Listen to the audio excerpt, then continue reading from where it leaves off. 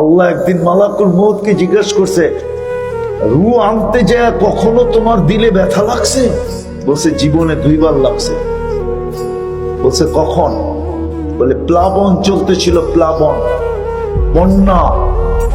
যমুনার পারের মানুষ তো বোঝেন, ঠিক না?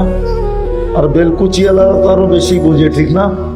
যমুনাটা তো বেলকুচি কোলের ভিতরেই, ঠিক তো? ও পিছনেই যমুনা।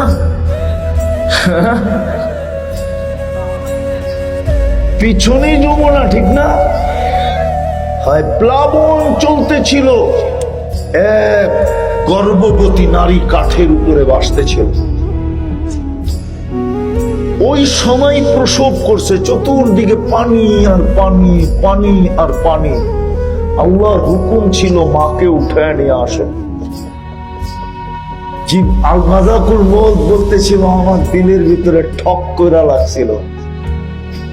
চতুর্দিকে তো পানি, মাত্র তো জন্ম নিল, কাঠের উপরে মা চলে যাবে, বাচ্চা। আল্লাহ বলে শুনলাম তো প্রথম দিন, দ্বিতীয়টা শোনাও। ও যখন সাদ্দাত জান্নাত বানাইছিল, কমপ্লিট কারিগররা চাবি দিয়া বলছিল চাবি, কিন্তু একটু দেখা ওকে করে দেন। বাড়ি যখন বানায় না, তো সর্বশেষ কন্ট্রাক্টর চাবি দিয়া বলে আপনি একটু দেখা ওকে করে দেন, ঠিক না? ওকে বোঝেন তো, যে আমরা কাজ ঠিক করছি।